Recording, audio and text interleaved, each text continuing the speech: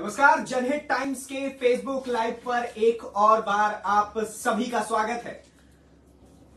MCD election, जी हां, आज 7 दिसंबर की तारीख, जिसका इंतजार आप और हम काफी समय से कर रहे थे।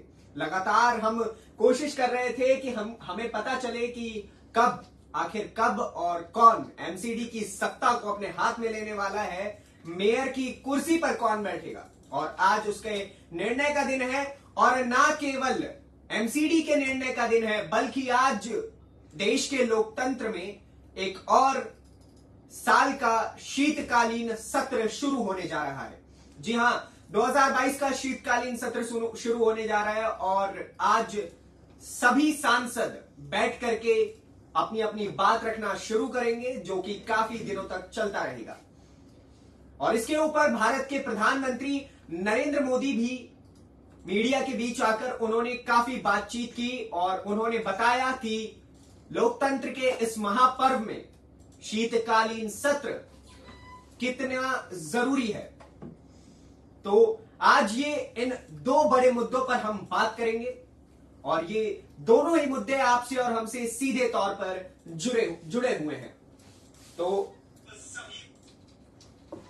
इन सभी बातों पर हम चर्चा करते हैं और जानने की कोशिश करते हैं कि दिल्ली की सत्ता पर कौन आ रहा है, और शीतकालीन सत्र को लेकर के नरेंद्र मोदी ने क्या कुछ कहा। भारत के प्रधानमंत्री नरेंद्र मोदी ने शीतकालीन सत्र को लेकर क्या कुछ कहा, तो देखिए। सबसे पहले नरेंद्र मोदी बीते काफी समय से, जब से G20 की अध्यक्षता करने का मौका भारत के हाथों आया है, वो हथौड़ा जो G20 के प्रतीक है, G20 का प्रतीक है, 20 देशों के सम्मेलन का एक प्रतीक, वो जो हथौड़ा है, जब से वो नरेंद्र मोदी के हाथों में आया है, बाली में आखिरी बार G20 का समिट हुआ था, उसमें बाली में नरेंद्र मोदी के हाथों में वो हथौड़ा सौंपा गया कि अगली बार की अध्यक्षता भारत करने वाला है G20 समिट का। तो उसको लेकर के वो बहुत सिंसियर दिख रहे हैं, लगातार वो मीटिंग्स पे मीटिंग्स करे जा रहे हैं। इसके बारे में हम पहले बात करते हैं कि उन्होंने आज के प्रेस कॉन्फ्रेंस में क्या कुछ कहा, और उसके बाद हम चलते हैं आगे की ओर, एमसीडी इलेक्शन की ओर, जिसके ऊपर लगातार जनहित टाइम्स की टीम ऑन ग्राउंड थी, और जनता का मन जानने की कोशिश की हमने, और हमने कोशिश की कि प्रत्याशी क्या कुछ कहते हैं। तो सबसे पहले हम आपको बताते हैं कि G20 को लेकर के नरेंद्र मोदी ने आज की शीतकालीन सत्र में भी, प्रेस ब्रीफ में भी उन्होंने कहा कि G20 समिट भारत के लिए बहुत महत्वपूर्ण है, और हम चाहते हैं कि इसके ऊपर लगातार चर्चा होती रहे कि G20 समिट क्या है, क्यों है, और इसका फायदा भारत को किस हद तक होने जा रहा है। आगे उन्होंने भारत के स्थान को वैश्विक तौर पर दिखाया। उन्होंने कहा कि भारत अब वैश्विक तौर पर एक बड़ा स्थान बना रहा है, और उसके लिए हम सभी की चर्चा लगातार होनी चाहिए। भारत वैश्विक मंच पर आज ठीक तरीके से खड़ा हो सकता है, अपनी बात को भदेस तरीके से रख सकता है। ये सारी चर्चा उन्होंने की, और उन्होंने बोला कि हमें G20 पर खासा ध्यान रखना है। बीते परसों के दिन उन्होंने देश के अलग अलग राज्यों के मुख्यमंत्रियों से भी मुलाकात की, अलग अलग पार्टी के अध्यक्षों से भी मुलाकात की चाहे वो कांग्रेस के अध्यक्ष खड़गे हो या फिर एम के स्टालिन हो, अलग अलग मुख्यमंत्रियों से, सभी से उन्होंने बातचीत की, मंत्रियों से बात की जो देश के स्तर पर बड़े बड़े मंत्री हैं, चाहे वो निर्मला सीतारमण हो, राजनाथ सिंह हो, सभी से उन्होंने बातचीत की, और उन्होंने जानने की कोशिश की कि हम कैसे देश को आगे बढ़ा सकते हैं। G20 समिट के G20 समिट में हम अपने आप को कैसे रिप्रेजेंट कर सकते हैं बड़े स्तर पर, उसको लेकर के चर्चाएं हुई। और भारत वैश्विक मंच पर कैसे खड़ा होगा, उसको लेकर के आज प्रधानमंत्री नरेंद्र मोदी ने बात की, और उन्होंने कहा कि भारत एक मदर ऑफ डेमोक्रेसी है। तो हमें खासा ध्यान रखना है किन चीजों का, कि हम देश को विकास की ऊंचाइयों पर लाने की कोशिश करें, और जनता को बताएं कि कैसे भारत काम करे, और जिससे हम और आगे बढ़ते रहें, वैश्विक मंच पर हो या फिर देश की जनता के लिए प्रबल तरीके से खड़े रहना हो। लेकिन इस बीच उन्होंने एक दुख की बात जो जताई, उन्होंने कहा कि मैं अनौपचारिक रूप से अलग अलग सांसदों से मिलता हूं, जिनमें से युवा सांसदों का बहुत कहना होता है कि संसद के सत्र स्थगित होने के कारण बहुत नाराजगी रहती है उनमें। उनका कहना होता है कि हम सीखने के लिए हम युवा सांसद इस यहां पर सीख सकते हैं, लेकिन उसके बावजूद भी हम सीख नहीं पाते हैं क्योंकि लगातार संसद सत्र जो है वो स्थगित होते रहता है। इसको लेकर के मोदी ने प्रेस ब्रीफिंग की और उन्होंने बताया कि इस बार का शीतकालीन सत्र क्यों बहुत जरूरी है। आजादी का अमृत महोत्सव भी है, G20 समिट का हथौड़ा भारत के हाथों में आ गया है, तो इन सब रूप से शीतकालीन सत्र महत्वपूर्ण है, तभी हम आगे बढ़ेंगे और G20 समिट में खुद को एक प्रबल रूप से जोड़ पाएंगे विदेश के साथ। खैर, अब वापस आते हैं एमसीडी इलेक्शन पर, जिसके ऊपर लगातार जनहित टाइम्स की टीम आगे बढ़ रही थी, जनता के बीच पहुंच रही थी। लेकिन एमसीडी इलेक्शन में जो कुछ भी हो रहा है वो बहुत अलग है, क्योंकि भारतीय जनता पार्टी हो या फिर आम आदमी पार्टी हो, लगातार अपनी अपनी जीत तय करने की कोशिश कर रहे हैं। अभी कुछ देर पहले तक कुल 94 वार्ड पर नतीजे आ चुके थे और कांग्रेस, जिनमें से 4 वार्ड पर कांग्रेस ने अपनी जीत हासिल की हुई थी। निर्दलीय कैंडिडेट एक जगह पर उन्होंने अपनी जीत हासिल कर रखी थी और वहीं बीजेपी 40 वार्ड पर जीत चुकी है। मैं आपको नाम बताऊंगा कि वो वार्ड कौन कौन से, और आम आदमी पार्टी कुल 49 वार्ड पर अपनी जीत हासिल करा चुकी है। हमारे पास जितने डेटा है मैं आपको बता दूं कि आनंद विहार से भारतीय जनता पार्टी जीत रही है, शास्त्री नगर से भारतीय जनता पार्टी जीत रही है, रिठाला से भी भारतीय जनता पार्टी जीत रही है, निहाल विहार से कांग्रेस का खाता खुला, निहाल विहार से कांग्रेस अपनी जीत दर्ज करा चुकी है। वहीं सरिता विहार से भारतीय जनता पार्टी, कमला नगर से भारतीय जनता पार्टी। खैर, कमला जो मार्केट एरियाज है वहां पर हम पूरी जनहित टाइम्स की टीम उतरी और हम बीते काफी दिनों से लगातार कह रहे हैं कि मार्केट एरियाज में भारतीय जनता पार्टी की काफी बढ़त है। वहीं कमला नगर से भारतीय जनता पार्टी है, प्रीत विहार से भारतीय जनता पार्टी है, महिपालपुर से भारतीय जनता पार्टी आज जीत चुकी है, दक्षिणपुरी से आम आदमी पार्टी अपनी जीत हासिल करा चुकी है, चांदनी चौक से आम आदमी पार्टी जीत चुकी है। चांदनी चौक को लेकर के भी हमने साफ कहा था कि आम आदमी पार्टी वहां पर अपनी जीत जरूर हासिल करवा पाएगी। कारण यह है कि वहां पे अच्छा काम आम आदमी पार्टी पहले भी कर चुकी है और अब आम आदमी पार्टी के हिस्से में वो पूरी तरीके से आ गया एमसीडी चुनाव के जरिए, तो वहां पे और अच्छा काम होगा। जनता यही उम्मीद और आस कयास लगाए बैठी हुई है। चांदनी चौक से आम आदमी पार्टी आगे है, ग्रेटर कैलाश से भारतीय जनता पार्टी जीत चुकी है, देवली से भारतीय जनता पार्टी जीत चुकी है, महावीर एनक्लेव से आम आदमी पार्टी अपनी जीत दर्ज करा चुकी है, सागरपुर से भी आम आदमी पार्टी जीत चुकी है, तुगलकाबाद से आम आदमी पार्टी जीत चुकी है, सोनिया बिहार से भारतीय जनता पार्टी अपनी जीत दर्ज करा चुकी है, सीताराम बाजार से भारतीय जनता पार्टी जीत चुकी है, मौजपुर से भारतीय जनता पार्टी जीत चुकी है, भलसवा से आम आदमी पार्टी अपनी जीत दर्ज करा चुकी है। भलसवा से जीतने का एक बड़ा कारण यह भी है कि वहां पर कूड़े की पहाड़ की समस्या बहुत बड़ी है और इसी कारण भलसवा से आम आदमी पार्टी अपनी जीत दर्ज करा चुकी है। नारायणा से भारतीय जनता पार्टी जीत चुकी है, अशोक विहार से भारतीय जनता पार्टी अपनी जीत दर्ज करा चुकी है, प्रीत विहार से भी भारतीय जनता पार्टी जीत चुकी है और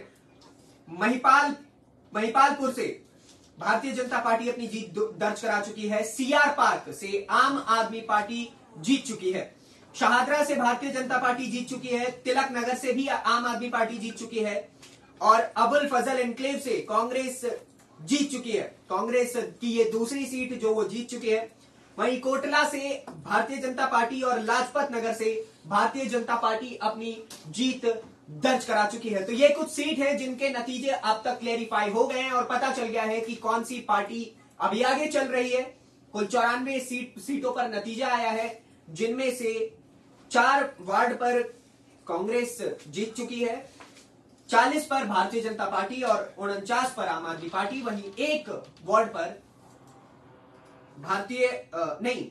अन्य यानी कि निर्दलीय कैंडिडेट अपनी जीत दर्ज करा चुके हैं। रोहित कश्यप का सवाल, अब थोड़े सवालों की ओर चलते हैं, फिर मैं आगे की और सीटों के नतीजे आपको लगातार बताते चलूंगा। रोहित कश्यप कह रहे हैं आम आदमी पार्टी जीतेगी या फिर भारतीय जनता पार्टी। फिर से डंक या फिर भारतीय जनता पार्टी का फिर से डंका बजेगा? मनोज तिवारी तो जश्न मनाते नजर आ रहे हैं। जाहिर है मनोज तिवारी जश्न मना रहे हैं और अभी उन्होंने एक और जो बयान है वो ये दिया कि देखिए, चाहे आम आदमी पार्टी जीत जाए लेकिन मेयर हमारी तरफ से ही बनेगा। उसके पीछे के कई कारण हैं, लेकिन वो सब कुछ आज दिन के अंत में पता चलेगा, जब ये क्लैरिफाई हो जाएगा कि कौन सी पार्टी अपनी जीत दर्ज करा रही है। लेकिन एक सवाल यहां पर यह भी उठता है कि मनोज तिवारी जब एक और ये कह रहे थे कि अगर हुआ तो हम री इलेक्शन कराएंगे, तो फिर आज मनोज तिवारी मिठाई बांटते और नाचते गाते हुए क्यों नजर आ रहे हैं? खैर कोई बात नहीं, राजनीति है, सब अपनी अपनी हिस्से की रोटियां सेकते हैं। और वहीं भारतीय जनता पार्टी की जो 40 सीटों पर जीत है वो कहीं ना कहीं पहले से बहुत कम है, क्योंकि जहां भारतीय जनता पार्टी बीते 15 सालों से एमसीडी पर काबिज थी, इस बार आम आदमी पार्टी ने वो बाजी बहुत ही बेहतरीन तरीके से मार ली है। क्या दुनिया की सबसे छोटी पार्टी ने दुनिया की सबसे बड़ी पार्टी को हरा दिया है? अभी हम ये क्लैरिफाई करके नहीं कह सकते हैं कि दुनिया की सबसे छोटी पार्टी ने सबसे बड़ी पार्टी को हरा दिया है या फिर नहीं, लेकिन इतना जरूर कहा जा सकता है कि आम आदमी पार्टी इस बार के रुझानों पर खरी उतरने जा रही है और जनता के दिल में आम आदमी पार्टी ने एक अपनी बड़ी जगह बना ली है, और जिस वजह से वो आगे बढ़ते चले जा रहे हैं। और भारतीय जनता पार्टी कहीं ना कहीं बहुत कम आंकड़ों पर सिमट करके रह जाएगी। मैं आपको और नतीजे बताते रहता हूं और क्या कुछ है आगे आपको वो भी बताते हैं कि कैसे भारतीय जनता पार्टी और आम आदमी पार्टी अपनी अपनी सीटों पर जीत दर्ज करा रही है। भारतीय जनता पार्टी अपनी और भी कई सीटों पर जीत दर्ज करा चुकी है। ग्रेटर कैलाश से भारतीय जनता पार्टी जीत चुकी है, देवली से भारतीय जनता पार्टी जीत चुकी है, सोनिया विहार से भारतीय जनता पार्टी अपनी जीत दर्ज करा चुकी है, सीताराम बाजार से भी भारतीय जनता पार्टी जीत चुकी है, मौजपुर, नारायणा, शादनगर, अशोक विहार, रिठाला, गीता कॉलोनी, लक्ष्मी नगर, पहाड़गंज, सोनिया विहार, मौजपुर, कृष्णा नगर, शास्त्री पार्क, कमला नगर, महिपालपुर, शहादरा और वसंत कुंज, ये सभी सीटें भारतीय जनता पार्टी अपने हिस्से में ला चुकी है। हम आपको और बताएंगे कि कांग्रेस और आम आदमी पार्टी कौन कौन सी सीटों पर अपनी जीत दर्ज करा चुकी है। सभी अपडेट्स धीरे धीरे हम आप तक पहुंचा रहे हैं। ये लाइव बहुत जरूरी है क्योंकि हम ऑन ग्राउंड उतरे, हमने लगातार सवाल किए जनता से, हमने जनता के मन की बात जानने की कोशिश की, उनके मन में क्या है, क्या कारण है, वो सब जानने की कोशिश की। हमने कोशिश की ये जानने की कि प्रत्याशी क्या कहते हैं, उनके मन में क्या कुछ है, हमने ये सब कुछ जानने की कोशिश की। कई सीटों पर अभी भारतीय जनता पार्टी काफी आगे चल रही है और कई सीटों पर आम आदमी पार्टी भी आगे चल रही है, लगातार अपनी बढ़त बनाए हुए। और अभी तो मेरी भी कई पॉलिटिकल एनालिस्ट से बात हुई, कई वरिष्ठ पत्रकारों से बात हुई, तो उनका सीधा कहना है कि आम आदमी पार्टी इस बार के एमसीडी इलेक्शंस में अपनी जीत दर्ज करा रही है। अब देखने वाली बात है कि आज दिन का अंत क्या कहता है। इस वक्त एक और बड़ी खबर मैं आपको बता दूं कि सुल्तानपुरी से आम आदमी पार्टी ने जो अपना इकलौता एक ऐसा कैंडिडेट खड़ा करा था जो कि ट्रांसजेंडर थी, उन्होंने सुल्तानपुरी से अपनी जीत दर्ज करा ली है। आम आदमी पार्टी की इकलौती कैंडिडेट जो ट्रांसजेंडर थी, सुल्तानपुरी से बॉबी किन्नर ने अपनी जीत दर्ज करा ली। और ये एक बड़ी बात इस कारण भी है कि क्यों ना ये बड़ा कारण हो जीत का, क्योंकि पहली बार एक ऐसा कुछ हो रहा है एमसीडी इलेक्शन में, तो उसके लिए हमें लगातार तारीफ करती रहनी होगी। और जरूरी है कि हर वर्ग, हर समाज आगे बढ़ता रहे, चाहे वो राजनीति से हो, वो शिक्षा के स्तर पर हो, और हर जगह पे। एक और खबर मैं आपको बता दूं कि आम आदमी पार्टी के दफ्तर में लगातार जश्न का माहौल है। चारों तरफ जहां भी आम आदमी पार्टी के दफ्तर है, जहां जहां से भी आम आदमी पार्टी के कैंडिडेट्स खड़े हुए हैं, वहां आम आदमी पार्टी के दफ्तरों में जश्न का माहौल है। और लगातार समर्थकों की भीड़, आम आदमी पार्टी के समर्थकों की भीड़ उनके दफ्तर के सामने लगातार लग रही है और जीत का जश्न आम आदमी पार्टी मना रही है। क्योंकि पॉलिटिकल एनालिस्ट हो या फिर पत्रकार हो, वरिष्ठ पत्रकार हो, रुझान हो या फिर जीते गए सीट हो, हर जगह से कहीं ना कहीं आम आदमी पार्टी काफी आगे चलती हुई नजर आ रही है। वही भारतीय जनता पार्टी दूसरे नंबर पर है। कई सीटों पर भारतीय जनता पार्टी अपनी जीत निश्चित करवा चुकी है और भी सीटें हैं जहां पर लगातार आम आदमी पार्टी आगे चल रही है और भारतीय जनता पार्टी भी उसमें एक युद्ध में खड़ी हुई है।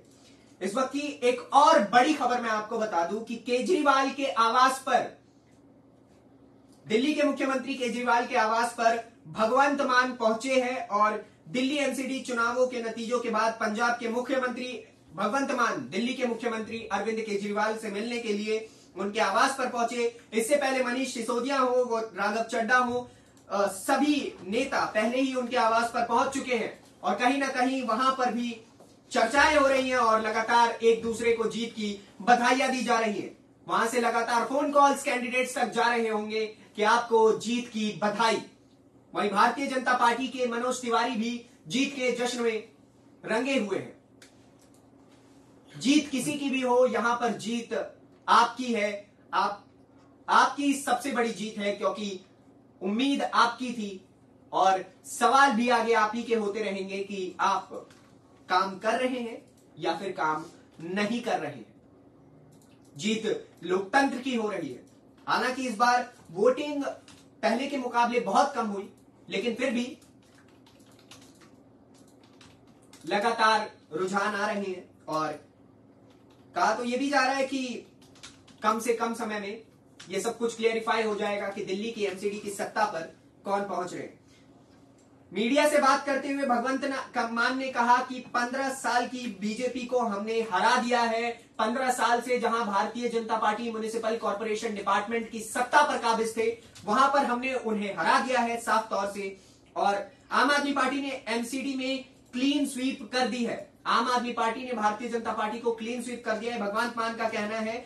पंजाब के मुख्यमंत्री भगवंत मान, जो कि आम आदमी पार्टी के एक प्रमुख चेहरों में आते हैं, भारतीय जनता पार्टी के सभी सांसद दिल्ली में प्रदर्शन कर रहे हैं। भगवंत मान ने कहा कि भारतीय जनता पार्टी कह रही थी कि एग्जिट पोल गलत साबित होने जा रहे हैं, तो कल के एग्जिट पोल भी गलत साबित होंगे। ये एक तंज कसा है भगवंत मान ने भारतीय जनता पार्टी को लेकर के, और उन्होंने कहा है कि गुजरात चुनाव के भी नतीजे अभी आने वाले हैं और वहां भारतीय जनता पार्टी ने जब एमसीडी के एग्जिट पोल्स को गलत साबित करने की बात कही थी, तो शायद गुजरात के एग्जिट पोल्स भी गलत साबित होंगे और आम आदमी पार्टी गुजरात में अपनी जीत दर्ज करवाएगी।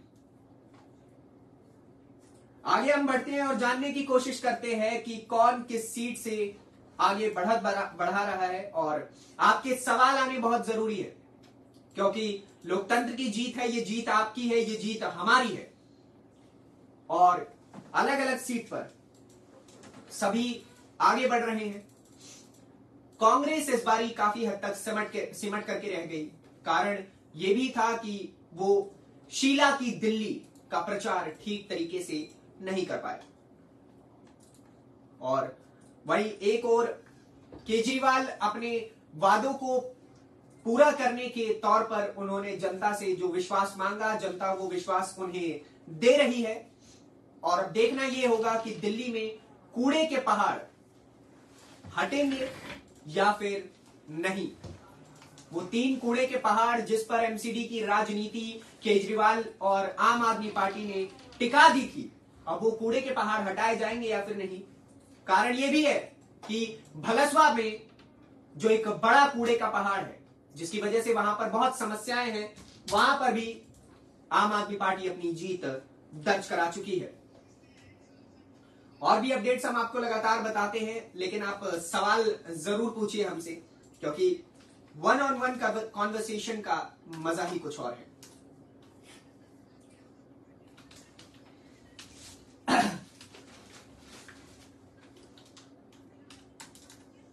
भारतीय जनता पार्टी एमसीडी की सत्ता में बीते 15 साल से काबिज थी, लेकिन अब काफी पीछे पहुंच गए हैं। देखने वाली बात यह होगी कि अब आगे और क्या कुछ होता है। चलिए अब आपको बताते हैं कि 104 सीटों पर भारतीय जनता पार्टी बढ़त बनाए हुए है, वहीं आम आदमी पार्टी करीब 132 सीटों पर बढ़त बनाए हुए हैं। कांग्रेस अभी 11 सीटों पर है और वहीं निर्दलीय 3 सीटों पर है। बीजेपी ने 104 में से कुल 76 सीटें जीत ली हैं, वहीं 28 पर उनकी लीड चल रही है, बढ़त बनाए हुए हैं वो। वहीं कांग्रेस 132 में से करीब 93 सीटों पर, वहीं कांग्रेस करीब 93 सीटों पर, क्षमा चाहूंगा, आम आदमी पार्टी करीब 93 सीटों पर अपनी जीत दर्ज करवा चुकी है। वहीं उनकी लीड जो है वो बढ़त बनाए हुए हैं करीब 39 सीटों पर, तो बहुत आगे हैं। भारतीय जनता पार्टी से तो काफी आगे हैं और कांग्रेस जहां 11 सीटों पर है टोटल, जिनमें से 4 वो जीत चुके हैं और 7 पर वो लगातार बढ़त बनाए हुए हैं। वहीं अगर अन्य की बात करें तो 3 में से 1 पर निर्दलीय कैंडिडेट अपनी जीत बना चुके हैं और 2 पर बढ़त बनी हुई है लगातार। सवाल आ रहा है साक्षी जी का, आपका बहुत बहुत स्वागत है। क्या आम आदमी पार्टी ने भारतीय जनता पार्टी पर झाड़ू फेर दी है? बिल्कुल, आम आदमी पार्टी बहुत ही आगे बढ़ चुकी है भारतीय जनता पार्टी से। और वहीं भावना भंडारी का सवाल है, कोई भी जीते, विकास होना चाहिए, बस यही तो उम्मीद है, यही तो लोकतंत्र का पर्व है। यही उम्मीद आपके मन में थी, जो आपने अलग अलग पार्टियों पर बटन दबाया और उन्हें आज आप विश्वास दे रहे हैं, उनसे आप विश्वास मांग रहे हैं कि हमारी जीत चाहे आपकी हो या किसी की भी हो, विकास होना बहुत जरूरी है। हिमांशु गर्ग का सवाल है कि कांग्रेस ने जहां भी जीत हासिल की वो सभी ज्यादातर मुस्लिम बहुल इलाके हैं। आम आदमी पार्टी मुसलमानों के मुद्दों से बहुत सावधानी पूर्वक दूर रही है, ऐसा क्यों? आम आदमी पार्टी सावधानी से दूर इसलिए भी रही, कारण ये रहा कि आम आदमी पार्टी हिंदू मुसलमान की राजनीति पर लगातार बागी विपक्ष को घेरती रहती है, चाहे वो भारतीय जनता पार्टी हो, लगातार उन्हें घेरती रहती है कि आप राजनीति करते हैं, हिंदू मुसलमान की राजनीति करते हैं। इसलिए वो काफी इस चीज से इस बारी पीछे भी रहे, लेकिन इसके बावजूद भी कहीं ना कहीं मुस्लिम जो वोट प्रतिशत है वो आम आदमी पार्टी से खफा भी रहा, इसलिए ज्यादातर इलाकों में कांग्रेस आगे चल रही है। लेकिन उसके बावजूद भी आम आदमी पार्टी एक अच्छी खासी बढ़त से काफी आगे है। इस वक्त की एक और बड़ी खबर हम आपको बता दें, अब तक आए सभी नतीजों में आम आदमी पार्टी ने 89 सीटों पर जीत हासिल कर रखी है, जबकि भारतीय जनता पार्टी करीब 69 यानी कि 69 सीटों पर जीत चुकी है। कांग्रेस 4 पर और निर्दलीय अभी तक कुल 1 सीट पर जीत हासिल कर चुकी है। आम आदमी पार्टी 47 से और भारतीय जनता पार्टी 39 सीटों पर आगे चल रही है। कांग्रेस 5 सीटों पर लगातार बढ़त बनाए हुए। अपडेट हम आपको लगातार दे रहे हैं कि दिल्ली एमसीडी इलेक्शन में कौन अपनी जीत हासिल कर रहा है। इसके बावजूद भी अगर आप खबर पढ़ना चाहते हैं, रोचक खबरें जो कि एमसीडी इलेक्शन से जुड़ी हुई होंगी, कौन नेता क्या बयान दे रहा है, किस नेता का क्या कुछ कहना है, ये सब कुछ आप हमारी वेबसाइट पर देख सकते हैं। लगातार और भी खबरों से जुड़े रह सकते हैं। और कल भी एक और बड़े डेवलप्ड राज्य का नतीजा आने वाला है, तो उस पर भी हमारा फेसबुक लाइव जरूर होगा। वहां पर भी आप और हम मिलेंगे, बातचीत होगी और देखेंगे, हम सब साथ मिलकर के देखेंगे कि कौन किस राज्य में अपनी जीत हासिल कर रहा है। बीजेपी अब कुल 78 सीटों पर जीत चुकी है 104 में से, और वहीं आम आदमी पार्टी कुल 96 सीटों पर अपनी जीत दर्ज करा चुकी है। लेकिन इस वक्त एक सवाल तो ये भी है, एक सवाल जो मैं आप लोगों से पूछना चाहता हूं, जिसका जवाब आप जरूर देंगे। मेरा सवाल यह है कि क्या भारतीय जनता पार्टी को आम आदमी पार्टी 100 सीटों से नीचे में रोक पाएगी, या फिर भारतीय जनता पार्टी 100 सीटों से भी ऊपर पहुंच जाएगी? ये बहुत रोचक सवाल है। देखने वाली बात यह है कि क्या कुछ होगा अब चुनावों में। चलिए अब आपको एक और बारी लिस्ट की ओर ले चलते हैं कि कौन सी सीट पर कौन अपनी जीत दर्ज करा चुका है। इस बार कई कई छोटे दलों ने भी एमसीडी चुनाव लड़ने का फैसला लिया था। इसमें जेडीयू के 23 उम्मीदवार थे और असदुद्दीन ओवैसी की party AIMIM all India Majlise Ittehadul Muslimeen के 15 कैंडिडेट्स थे। बहुजन समाज पार्टी के कुल 174 कैंडिडेट्स थे।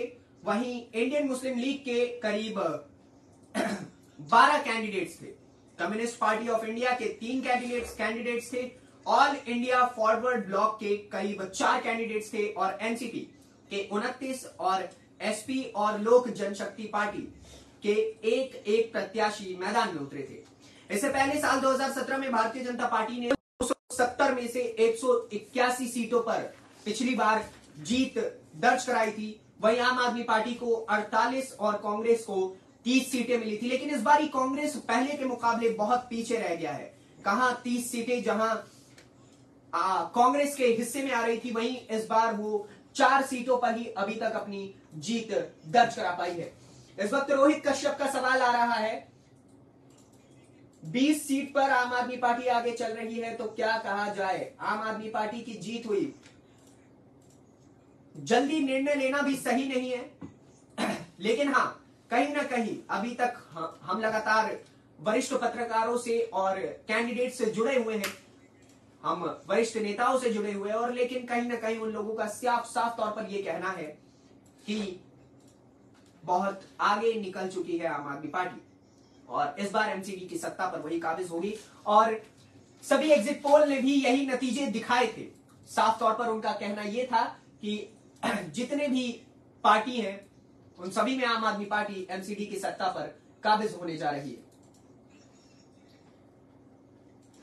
लेकिन जो सवाल जरूरी है वो सवाल यह है कि क्या भारतीय जनता पार्टी 100 सीट से नीचे सिमट कर रह जाएगी या फिर उससे आगे की भी बढ़त दिख रही है आपको? आप मुझे कमेंट सेक्शन में जरूर बताइए। और सवाल यह भी है कि क्या कांग्रेस 10 सीटों का आंकड़ा भी छू पाएगी, क्योंकि बहुत पीछे रह गए हैं इस बार के चुनाव में, बहुत ज्यादा पीछे।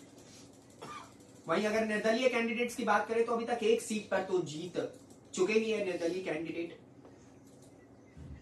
और लगातार अपडेटेड रह रहे हैं हम एमसीडी इलेक्शन में। और आम आदमी पार्टी अब कुल 89 सीट्स पर, भारतीय जनता पार्टी 69 सीटों पर, कांग्रेस 4 सीटों पर विजयी हो चुकी है। कुल 126 सीटें चाहिए होती है जीतने के लिए, जिनमें से 126 सीटें जो जरूरी होती है, बल्कि आम आदमी पार्टी उससे कहीं ज्यादा आगे है, 6 सीट आगे। 132 सीटों पर आम आदमी पार्टी अपनी बढ़त लगातार बनाए हुए है। अब देखना यह है कि कौन सी सीट पर कौन सी पार्टी जीत दर्ज करा चुके हैं। एमसीडी इलेक्शन 2022 जिसको लेकर के बहुत कयास लगाए जा रहे थे, बहुत सवाल थे कि कौन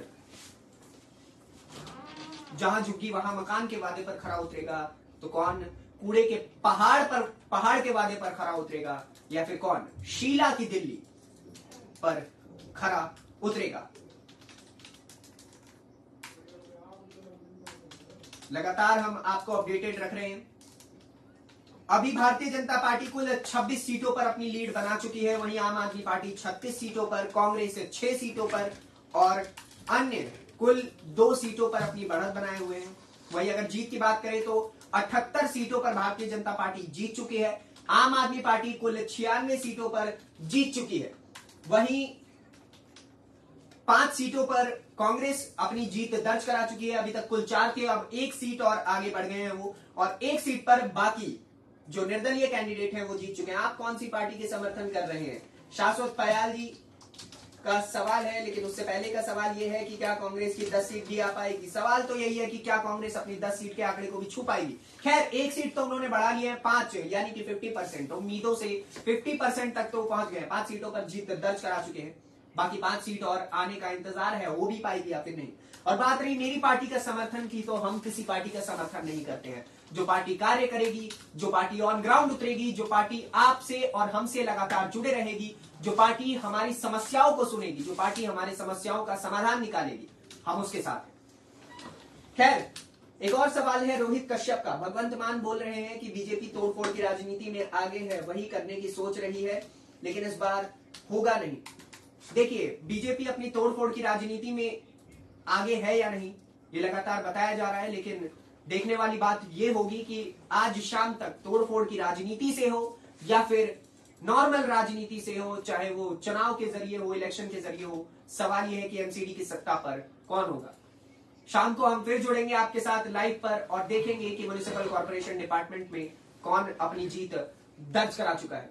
तब तक के लिए मुझे इजाजत दीजिए और हमारे वेबसाइट पर जुड़िए www.janhitttimes.in पर। हमें इंस्टाग्राम, ट्विटर, कू पर फॉलो कीजिए और हमारा यूट्यूब चैनल जनहित टाइम्स पर, जहां आप रोचक खबरें पढ़ सकते हैं, देख सकते हैं, सुन सकते हैं, वहां पर भी हमें सब्सक्राइब कीजिए। तब तक के लिए दीजिए इजाजत। धन्यवाद, नमस्कार।